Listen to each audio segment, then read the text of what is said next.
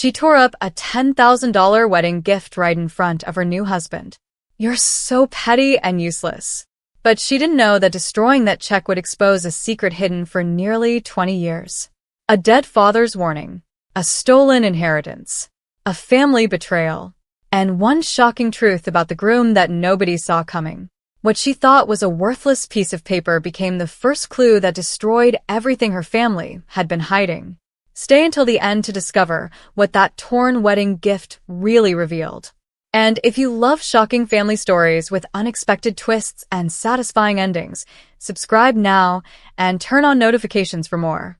My name is Aloan Marlowe, and I had never imagined that a wedding gift could expose a secret capable of tearing an entire family apart.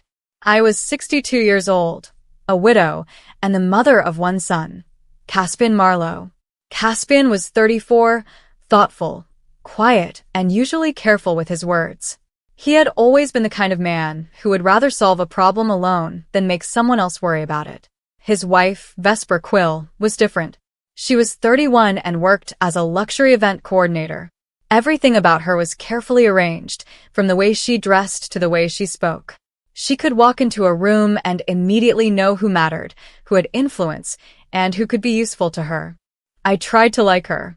More importantly, I tried to respect my son's choice. For 3 years, I kept my doubts to myself. Then came their wedding.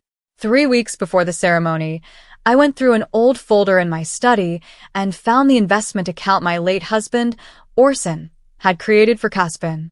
Orson had started it when our son was 14. After Orson died, I continued adding money whenever I could. The account had grown to just over $10,000.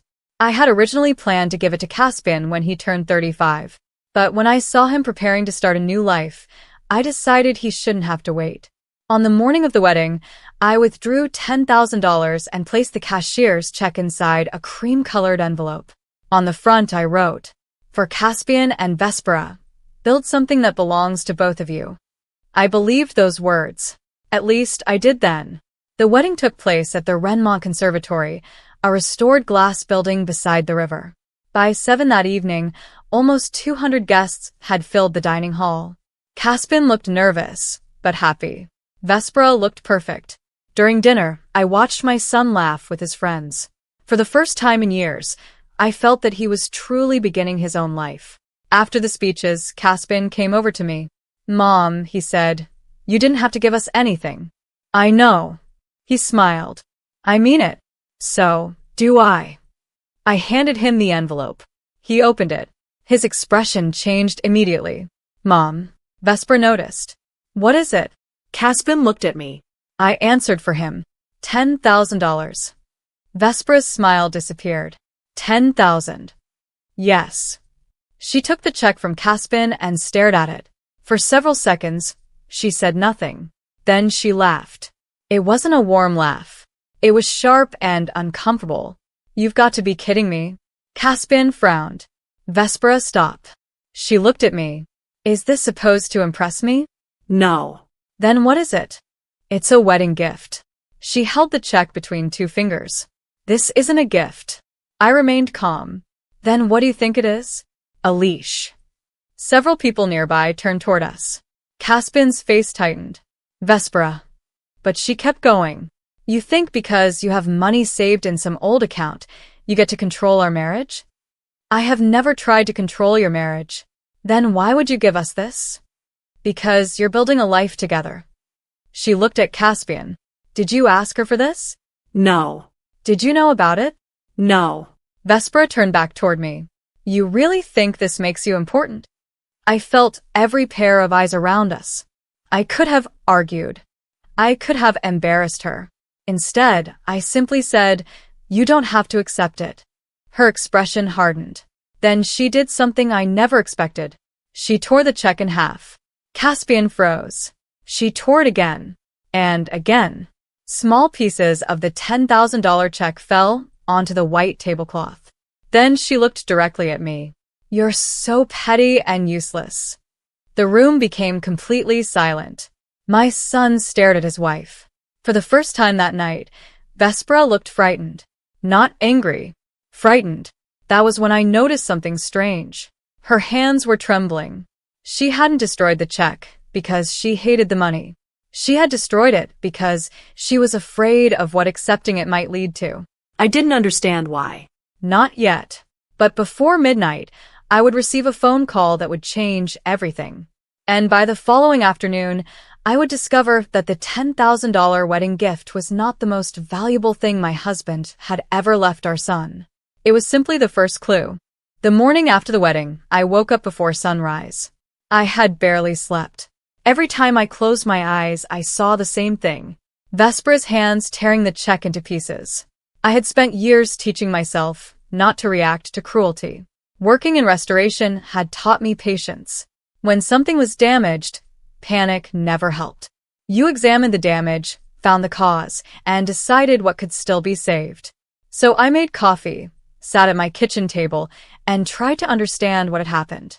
At 6:17 a.m., my phone rang. It was Caspian.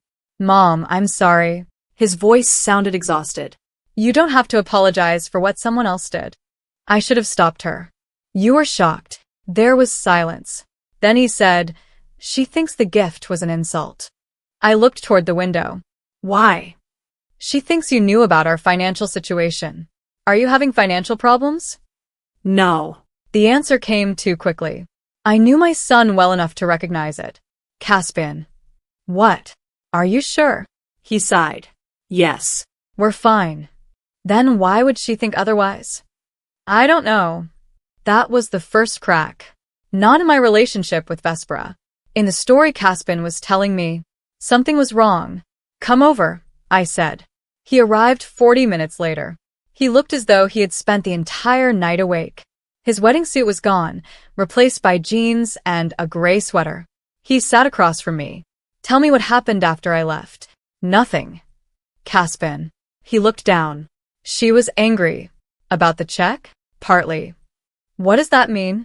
He rubbed his hands together. "She's been receiving messages." "What kind of messages?"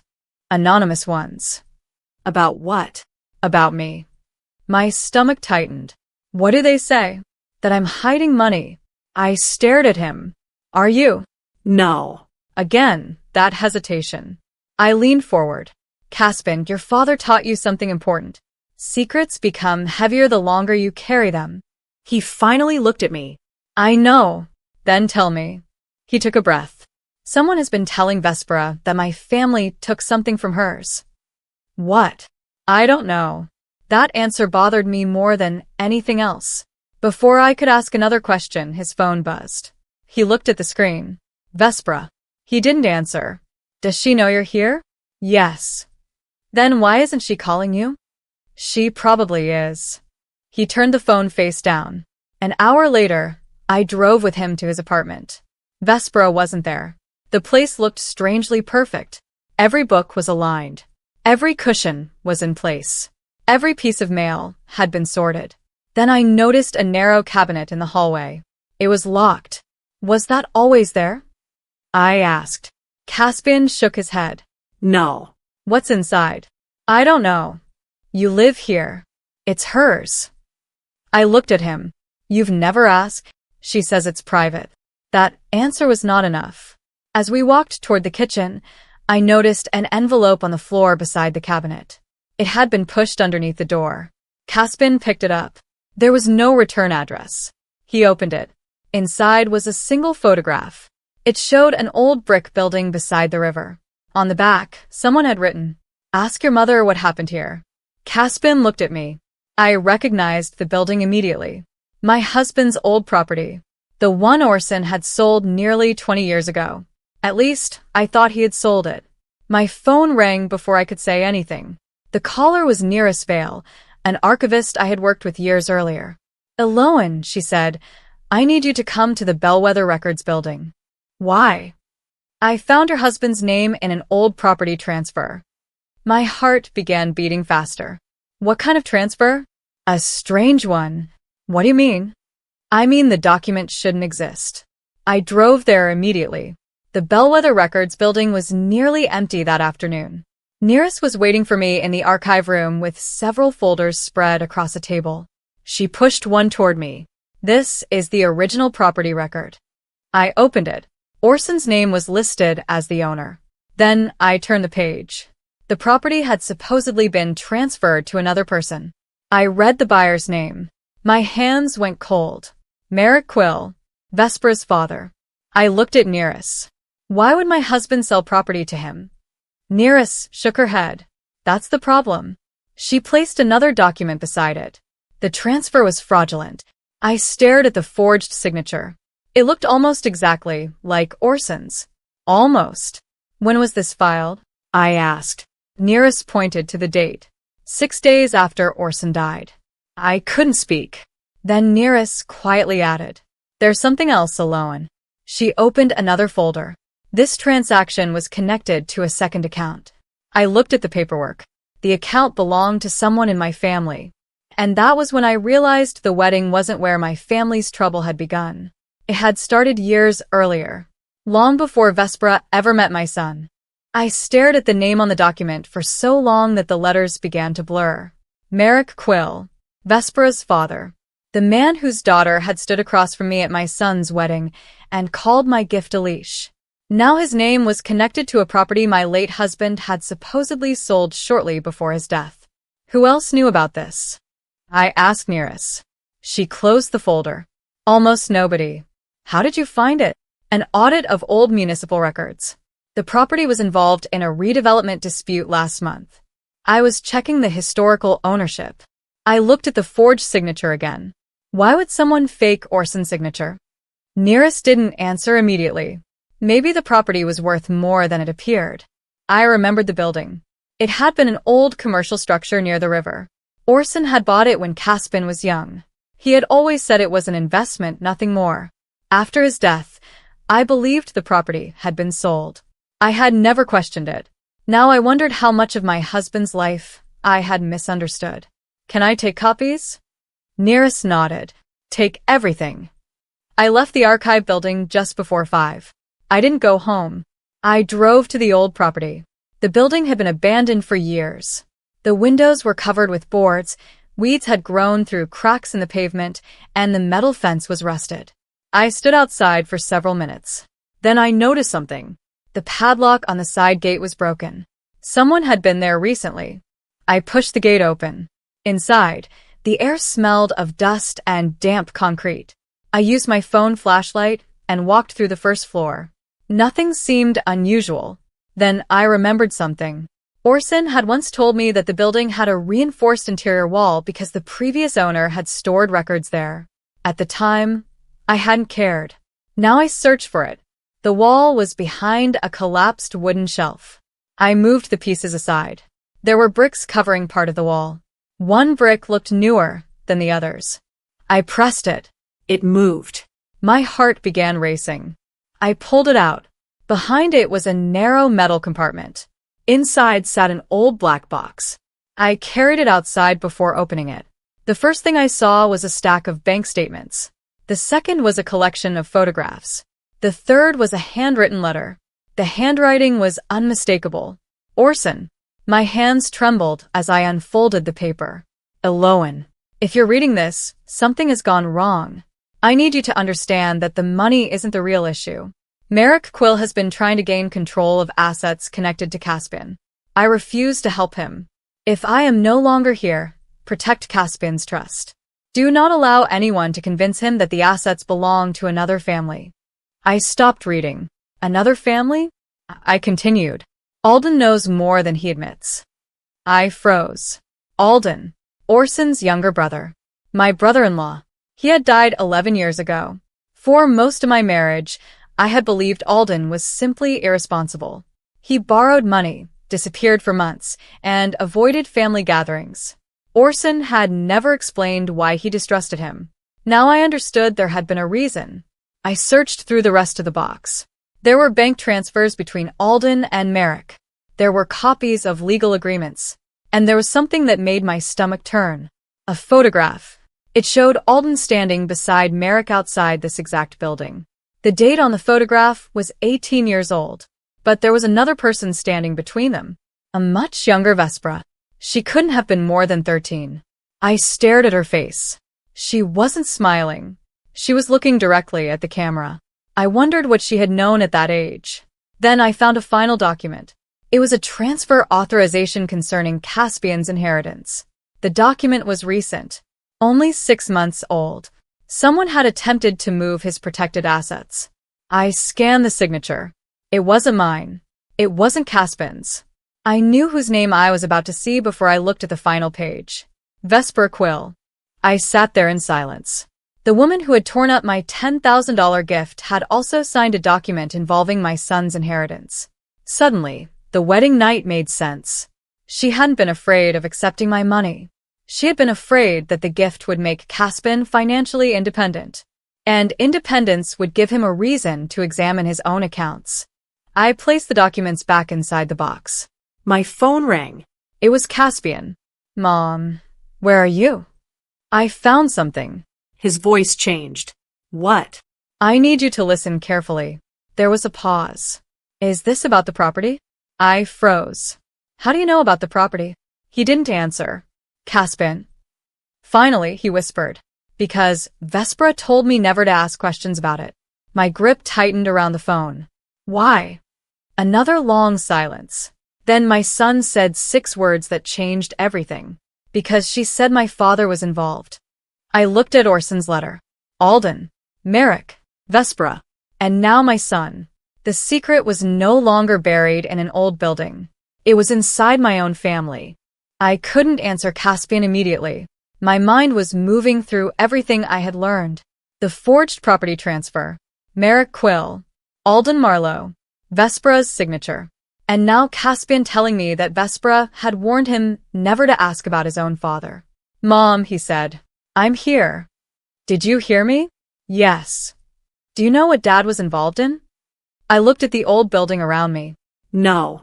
It was the first time I had ever admitted that to my son. But I intend to find out. He was silent. Then he said, Don't tell Vespera I called you. Why? Because I think she's scared. So am I. I know. We agreed to meet the following morning. That night, I barely slept. At 8 the next morning, Caspian arrived at my house. He carried a small cardboard box. I found this in our storage room, he said. What's inside? Things that belong to Dad. He placed the box on my table. Inside were old photographs, receipts, letters, and a small leather notebook. I recognized it immediately. It had belonged to Orson. I opened it. Most of the pages contained ordinary notes about work. Then I reached a page dated 2 months before his death.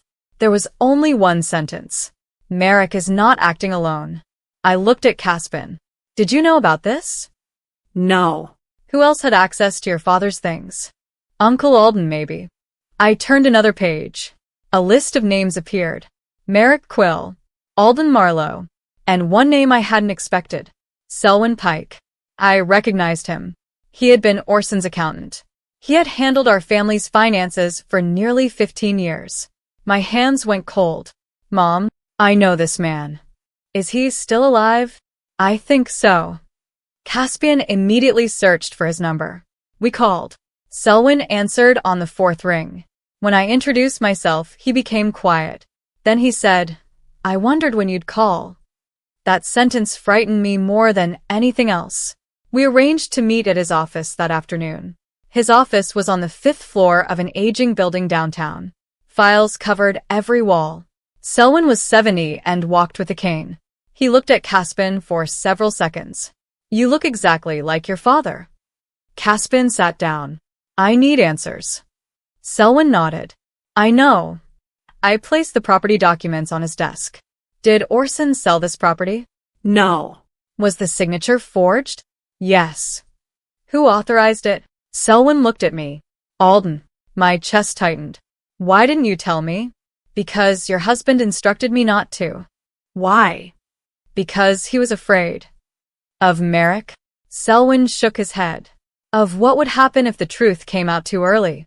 Caspian leaned forward. What truth? Selwyn opened a locked drawer. He removed a thick file. Your father discovered that Alden had been transferring information about your inheritance to Merrick. Caspian stared at him. Why? Debt. I already knew that part. But Selwyn continued. Alden owed Merrick a tremendous amount of money. How much? Enough to lose everything. I looked at the file. Then why involve Vespera? Selwyn's expression changed. Because Merrick discovered something about her. What? Before he could answer, the office door opened. A woman entered. She was in her late 50s, dressed in a dark coat, carrying a folder. I recognized her. It was Maelys Thorne, the attorney who had handled Orson's estate. She looked at me, and then at Caspian. I was hoping you wouldn't have to learn this way. Caspian stood. What do you know? Maelys placed the folder on the desk. Your father created a protected trust shortly before he died. I know. No, she said. You don't. She opened the folder. Your father didn't create it merely to protect your inheritance. Caspian frowned. Then what was it for? Maelys looked directly at him. To prevent someone from forcing you to transfer it. Silence filled the room. I asked, who? Maelys hesitated. Then she pointed to a document. The person who attempted to activate the transfer 6 months ago. I looked down. Vespera's name was there. Caspian's face went pale. She did it? She signed the authorization, Maelys said. Why? Maelys closed the folder. That's the question you need to ask her. We left the office without speaking. Outside, Caspian stopped on the sidewalk. I don't understand. I know. She told me she wanted nothing from my family. Maybe she was lying. He shook his head. No. I looked at him. Why are you defending her? Because I saw her crying last night. That surprised me. What happened? She said she was afraid. Afraid of what? Caspian stared at the traffic passing in front of us. I asked her. And she told me that if I ever found out the truth, someone in her family would destroy my life. My stomach tightened. Did she tell you who? He shook his head. No. Then his phone rang. Vespera. Caspian answered. Her voice was barely audible. Where are you? With my mother. There was silence. Then Vespera said. Then she knows. Caspian looked at me. Knows what? Vespera began to cry. Everything. The call ended. A minute later, another message appeared on Caspian's phone. It contained an address. And one sentence. If you want the truth about your father, come alone. Caspian looked at me. I shook my head. You're not going alone. We drove to the address together. But when we arrived, Vespera wasn't there. Instead, we found a locked storage unit. And taped to the door was a photograph of Orson. On the back, someone had written, Your father trusted the wrong brother. I stared at the words. For the first time, I realized something terrifying. Maybe Alden wasn't the only person who had betrayed Orson. Maybe someone else had been helping him all along. And whoever that person was knew we had started looking. The storage unit was empty. Not completely empty, but empty of the person we expected to find. Caspian stood beside me while I stared at the photograph taped to the door. Your father trusted the wrong brother. Those words stayed in my mind. I pulled the photograph free. On the back was a series of numbers. Caspian noticed them. Mom, those aren't random. He was right. They looked like dates. I entered the first date into my phone. It was the date of Orson's death. The second was the date of the property transfer. The third was 6 months ago. The same month someone had attempted to access Caspian's trust. This is a timeline, Caspian said. Of what? I don't know. Then we heard footsteps. We turned. Vespera stood at the end of the corridor. She looked frightened. Please, she said. Don't ask questions here. Caspian walked toward her. You told me to come alone. I didn't know your mother would find out. You knew about the trust. Vespera closed her eyes. Yes. Did you try to transfer my inheritance? Her silence was enough. Caspian stepped backward. Why? I was trying to protect my brother. By stealing from me? I never wanted the money. Then what did you want? Vespera looked at me. I wanted my father to stop. I felt anger rising inside me. You could have told us. I tried. When? Before the wedding. Caspian stared at her. What are you talking about? Vespera reached into her bag and pulled out a phone. She opened an audio recording. A man's voice filled the corridor. Merrick, you have one responsibility, Vespera. Keep Caspian away from his inheritance. Vespera's voice followed. What happens if I refuse? Your brother goes to prison. Caspian looked at her. What does your brother have to do with this? Vespera's eyes filled with tears. Tavern was arrested when he was 19. My father covered it up. He used it against him for years. She continued. When I married you, my father told me that if I didn't cooperate, he would destroy Tavern's career and send him to prison. I looked at her carefully. You signed the documents. Yes. You lied to my son. Yes. You allowed him to believe his inheritance was safe. I know. Her voice broke. I was afraid. Caspian didn't answer. For several seconds, nobody moved. Then, he asked the question that mattered most. Did my father know? Vespera shook her head. No. I interrupted. That's not true. She looked at me. How would you know? Because Orson left evidence. I showed her the copy of his letter. Her face changed immediately. She read the words about Merrick and Alden. Then she whispered, Alden wasn't working for my father. What? Vespera wiped her eyes. Alden was blackmailing him. That changed everything. She explained that Alden had discovered Merrick's illegal financial activities and demanded money to keep silent. Merrick paid him for years, but eventually Alden demanded more. Then Alden discovered Caspian's protected trust. He realized it could solve all his problems. Merrick refused to help him steal it. So Alden began threatening Merrick instead. The situation became dangerous. And Orson discovered the entire arrangement. Then what happened to Alden? Caspian asked. He died before my father could expose him, Vespera said. I thought about Orson's letter. Alden knows more than he admits. My husband had known. He had protected our son. But there was still one unanswered question. Who tried to activate the trust 6 months ago? Vespera looked at me. I did. Caspian flinched. But I wasn't trying to take the money. Then what were you doing? I was moving it. Where? Into an emergency protection account. She took another document from her bag. I had discovered that my father was planning to seize control of your trust through a forged court order. I tried to move the assets before he could reach them. Caspian stared at the document. Why didn't you tell me? Because my father was monitoring you. I looked at her. How? He had access to your financial information through someone at the bank. That explained the anonymous messages. It explained the pressure. It explained why Vespera had been terrified of the wedding gift. But one piece was still missing. Who was helping Merrick at the bank? Vespera shook her head. I don't know. Then her phone rang. She looked at the screen and went pale. It was her father.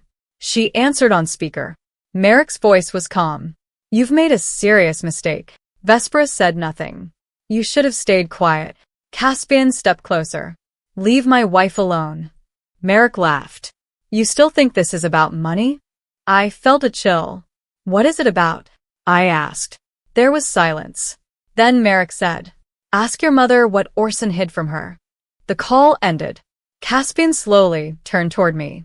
What did Dad hide from you? I didn't know. But that night, when I returned home, I searched through every box that had belonged to my husband. Near midnight, I found a sealed envelope inside an old photograph album. My name was written on it. I opened it. Inside was a single page.